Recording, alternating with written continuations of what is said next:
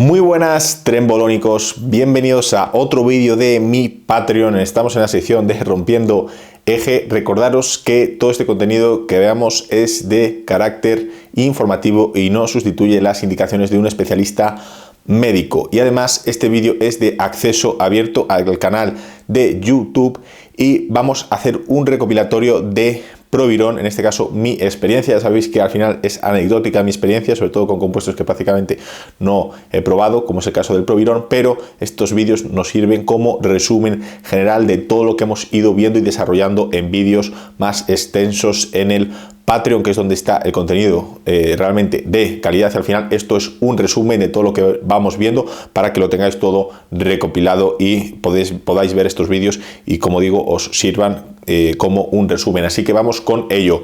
Proviron o mesterolona, un compuesto que se diseñó, se desarrolló en el año 1934 la compañía Schering, que a día de hoy, si no me equivoco, es Bayer, que es la que lo sigue comercializando. Fijaros que es un compuesto muy antiguo. La testosterona se sintetizó en la década de los años 30 y en el año 1934 se sintetiza el Proviron o la mesterolona.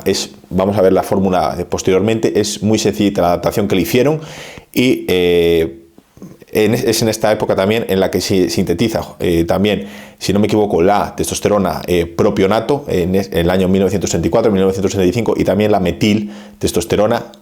Todas estas testosteronas han quedado olvidadas. En la práctica clínica no se utiliza el propionato prácticamente, la metiltestosterona se ha quedado olvidada, pero a día de hoy se sigue utilizando el Proviron. La mesterolona se sigue comercializando, si no me equivoco, en las farmacias. A día de hoy se sigue comercializando este compuesto y hay médicos o especialistas que lo siguen. Yo he visto protocolos de médicos que lo siguen indicando en ciertos tratamientos. Como un compuesto tan antiguo y con tantos años de uso sigue en nuestros días vigente, cuando todos los esteroides anabólicos, estos cientos y cientos de esteroides anabólicos, se borraron del mapa porque se ha visto que es efectivo clínicamente y presenta un gran perfil de seguridad. Es un compuesto que se lleva utilizando tanto tiempo es porque presenta cierta efectividad y presenta un perfil de seguridad muy alto. De hecho, fue el primer compuesto o el primer andrógeno que se utilizó específicamente en hombres, para tratamiento de hombres que tenían problemas a nivel endocrino, ya sea problemas de, veamos que se utilizó mucho en la infertilidad, etc. Pero, como digo, como se sintetizó en los años en los que la propia testosterona ya se desarrolló, es decir, es un compuesto muy antiguo y fue el primero que se aplicó para esas patologías específicas, o que se diseñó para patologías específicas que cursaban en hombres con problemas gonadales, ya sea hipogonadismo, etc. Usos. Se ha utilizado muchísimo de forma muy extensa en temas de infertilidad. Interesante el uso de andrógenos para la infertilidad, puesto que, como hemos visto, pues, muchos andrógenos suprimen el eje, reducen la fertilidad, la testosterona reduce la fertilidad, pero veremos cuando desarrollemos en el Patreon todo el tema de fertilidad de forma amplia y extensa. Veremos por qué ciertos andrógenos, como por ejemplo en este caso el Proviron, nos podría ayudar en temas de infertilidad, sobre todo idiopática, se ha utilizado bastante. Entonces, temas de infertilidad masculina. Déficit de andrógenos, se ha utilizado en problemas de déficit de andrógenos de forma bastante extensa. Reducción en la producción de testosterona, poca libido en el hombre, poca capacidad eréctil en el hombre, pues se ha utilizado para esos fines. Y también se ha investigado en temas de depresión, andrógenos orientados a la depresión. Esas son las principales orientaciones a nivel terapéutica y estudios que sobre todo se centran en estos aspectos. Características especiales, pues vemos lo que es la estructura, y básicamente la estructura es una estructura de la DHT. Vemos que tiene aquí la reducción de la que se produce en la testosterona, y la única modificación estructural que presenta es una metilación en el carbono 1. Está metilado en el carbono 1, no está 17 alfa metilado, por lo tanto es biodisponible de forma oral, se consume de forma oral y no presenta la toxicidad que presenta un esteroide metilado en el carbono 17, por lo tanto es mejor tolerado, presenta una baja toxicidad hepática. Entonces prácticamente se puede decir que es una DHT metilada en el carbono 1. Actuaría prácticamente como la DHT, se puede decir que es muy similar a la DHT con esa pequeña modificación estructural para que pueda ser biodisponible de forma oral. Lógicamente no va a tener una biodisponibilidad tan alta como andrógenos 17 alfa metilados, pero la toxicidad se reduce mucho y también la agresividad del esteroide en nuestro sistema fisiológico. Entonces es una DHT metilada. No es anabólico, no presenta características anabólicas. No lo consumimos y nos ponemos fuertes, desarrollamos músculos, mejoramos nuestro rendimiento deportivo. No, porque la DHT hemos visto que en el tejido muscular es desactivada por las enzimas 3-alfa y 3-beta hidroxiesteroide deshidrogenasa. Estas enzimas básicamente desactivan el compuesto, por así decirlo, sobre todo atacando a este grupo específico, este grupo ceto, y le realizan ciertas modificaciones estructurales y hace que este andrógeno no pueda interactuar o no pueda ser efectivo en el tejido musculoesquelético a nivel de afinidad con el receptor androgénico. Por lo tanto, en el tejido musculoesquelético no va a tener efectividad, al igual que la DHT. Por eso la DHT no es anabólica per se en el tejido musculoesquelético, y esto, al ser prácticamente DHT, es desactivado en el tejido musculoesquelético. Esto se ha suscitado ciertas teorías, como por ejemplo hay ciertos esteroides, como vimos, quizás el Masteron, quizás el Primobolan, quizás estos esteroides sufren cierta metabolización por estas enzimas. Si llega un andrógeno que presenta una alta afinidad por estas enzimas y ocupa ese espacio enzimático, lógicamente quizás potencie esa acción de compuestos como el Masteron, con el Primobolan. Son conjeturas. Presenta una alta afinidad con ASHBG. La ASHBG es una proteína, es una globulina que fija hormonas sexuales y las transporta. Básicamente tiene diferentes funciones fisiológicas.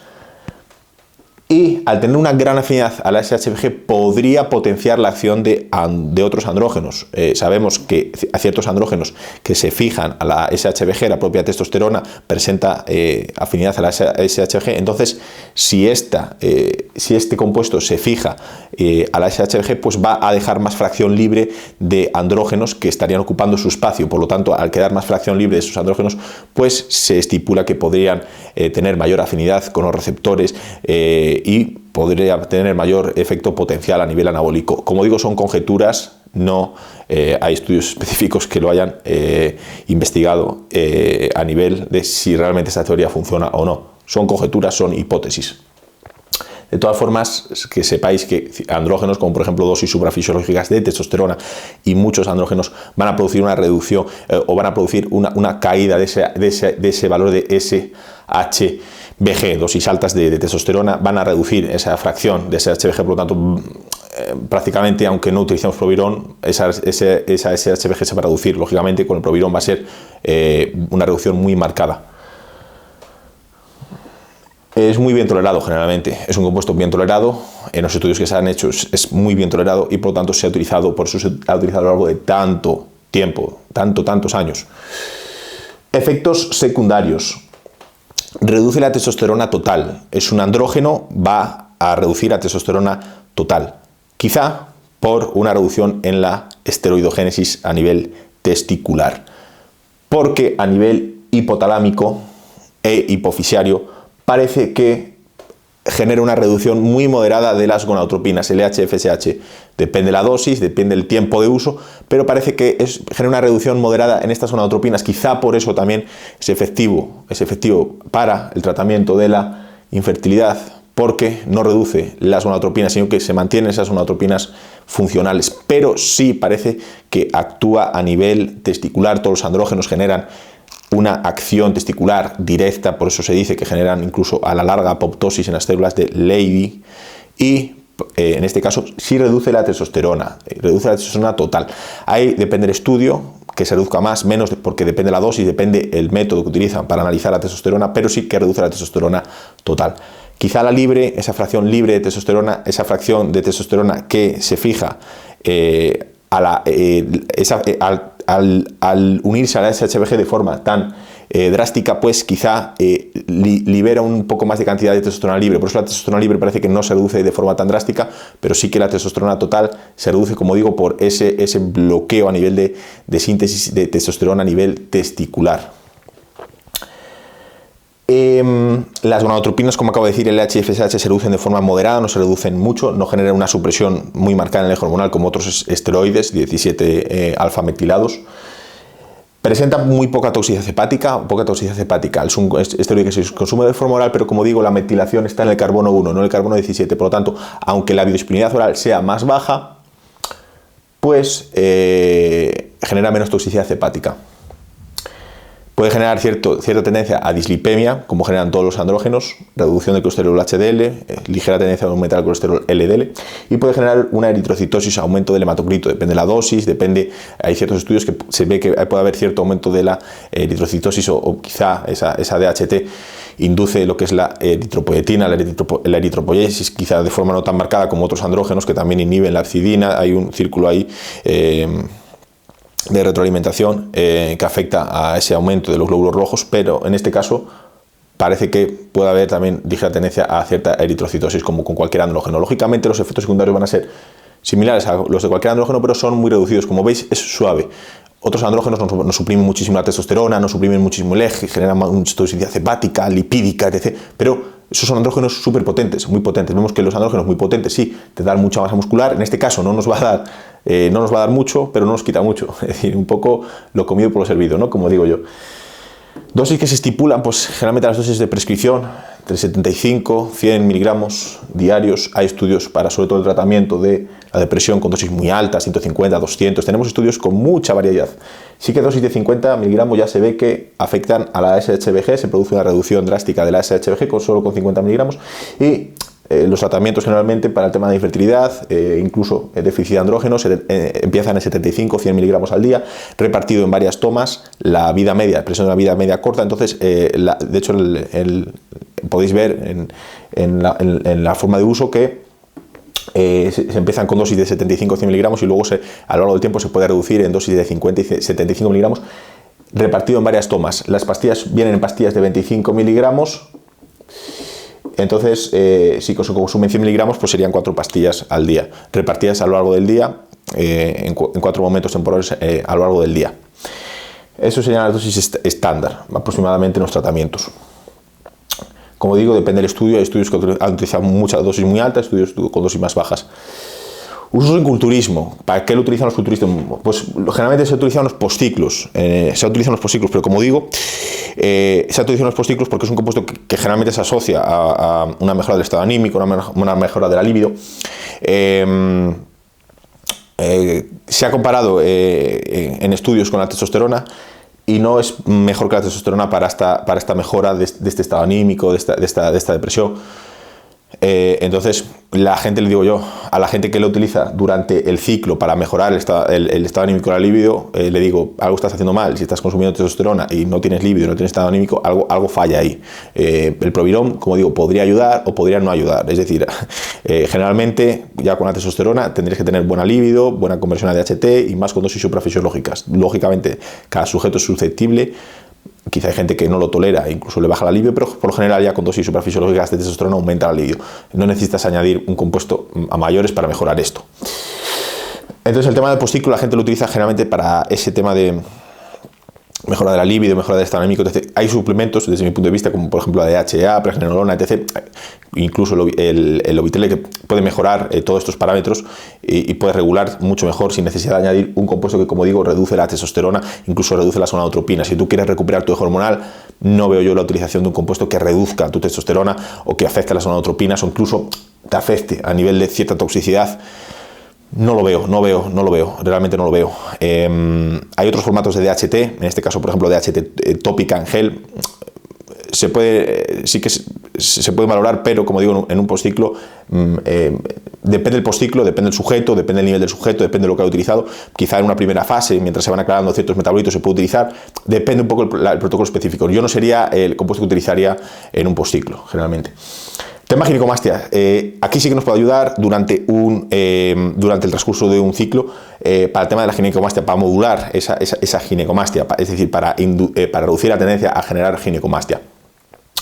No es un inhibidor de la aromatasa. La gente dice que actúa como un inhibidor de la aromatasa. No, los estudios incluso con DHT en formato gel La DHT no reduce, no reduce de forma directa, no interactúa con esa aromatasa, parece que no interactúa con esa enzima aromatasa, no actúa como un inhibidor de la aromatasa, como puede ser el isemestano, el anastrozol o el letrozol, no actúa así, sino que se reduce ligeramente el perfil de estrógenos porque, lógicamente, van a suprimir la producción de testosterona. En el hombre la testosterona es la principal hormona que en tejidos periféricos se convierte en estrógenos. Entonces, lógicamente, si se reduce la testosterona, se reduce el perfil de estrógenos. Pero incluso en formato gel se ve que la reducción de estradiol, de estrógenos, es ligera, es muy ligera, no se reduce mucho los estrógenos.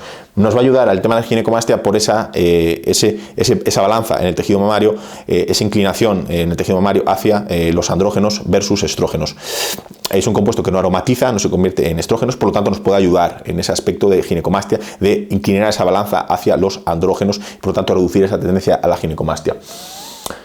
Tema libido, como comento, tema libido, se ha estudiado, se ha utilizado para el tema libido, etc, pero si la testosterona es superior, la testosterona va a tener una conversión directa vía reductasa hacia DHT. No necesitamos añadir más leña al fuego y la testosterona presenta ya un efecto superior a la mesterolona ya para este tema de la libido, porque además necesitamos cierta conversión a estrógenos, cosa que este compuesto no presenta conversión a estrógenos y los estrógenos son importantes para la libido. Lógicamente todo mantenerlo en unos umbrales específicos y viendo la susceptibilidad del sujeto, pero ya estando en un ciclo bien estructurado no se necesitaría añadir esto para aumentar la libido. Generalmente la libido va a aumentar ya, no nos va a ayudar en ese aspecto. Y como digo, al final, si no estás haciendo ciclo y estás haciendo quizá un postciclo o una terapia de reemplazo con testosterona, quizás podría aumentarla, como digo, depende del sujeto específico, pero tampoco lo veo un compuesto imprescindible para estos temas específicos. La gente dice que sí, que para la libido, que a veces hay algo que aumenta la libido. Al final la libido es algo muy fluctuante a lo largo del año, fluctúa, depende de la etapa del año, es dependiente de otros factores como el estrés, el nivel de entrenamiento que estés haciendo. Entonces, al final, intentar añadir un compuesto para aumentarla y que sea realmente efectivo es complejo.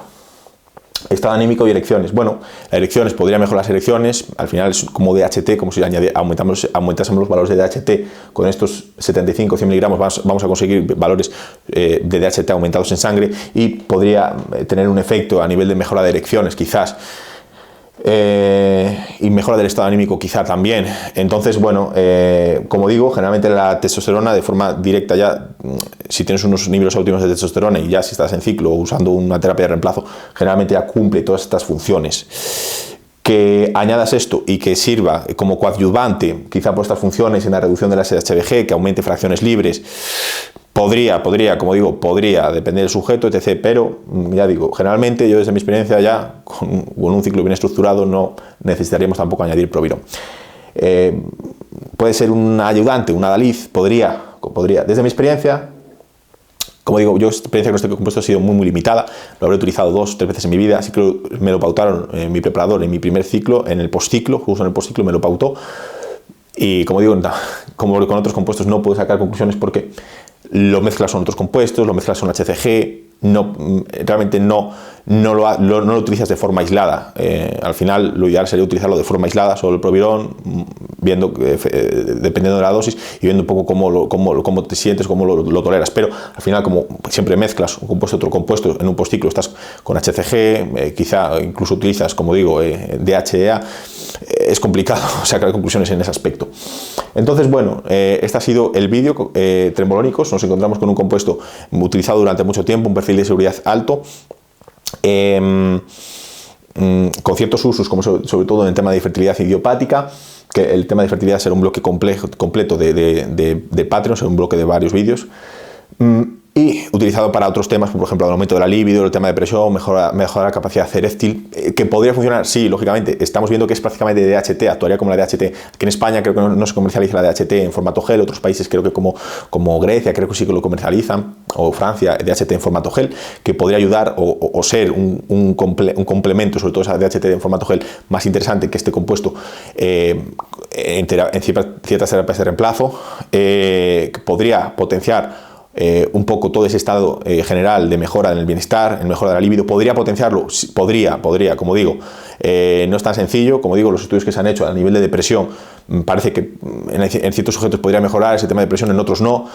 no es superior a la testosterona en mejora de la libido, incluso en mejora de la capacidad de ser eréctil, no es superior. Ya si estamos utilizando testosterona, incluso en valores suprafisiológicos, como digo, tendría que actuar ya bien esa testosterona, no tendríamos que añadir más leña al fuego. Sobre todo me parece interesante en temas de, por ejemplo, ginecomastia. En temas de ginecomastia sí que nos ayudaría a reducir la utilización de otros compuestos, como por ejemplo SERMs, gente que no los tolere bien, o incluso junto con SERMs, como el tamoxifeno o el raloxifeno, que actúan bien en temas de ginecomastia, pues nos ayudaría un poco a combatir o a prevenir esa ginecomastia. Es únicamente donde más lo veo interesante. En temas postciclos, en un postciclo, como queremos, depende del postciclo, y incluso si la persona pasa, hay que verlo de forma muy individualizada en cada sujeto, pero en tema postciclo, pues va a reducir la testosterona, incluso las gonadotropinas. Si quieres una recuperación hormonal, no te va a ayudar en ese aspecto. También depende de la fase del postciclo. Puede ser un postciclo por fase, se puede hacer un tapering inicial. Hay protocolos, depende del médico, depende del protocolo. Entonces, bueno, compañeros, no me extiendo más en el vídeo. Espero que os haya gustado. Recordaros que os dejo abajo el enlace para el Patreon. Tenéis muchísimos más vídeos explicativos en el Patreon. Subo 2 vídeos semanales y siempre artículos semanales también, análisis de diferentes compuestos de laboratorio, mis marcas favoritas actuales a nivel de compuestos que más me gustan, que mejor me van, y muchísima información semanal. Así que muchísimas gracias por seguirme y nos vemos en próximos vídeos trembolónicos. Un saludo muy fuerte.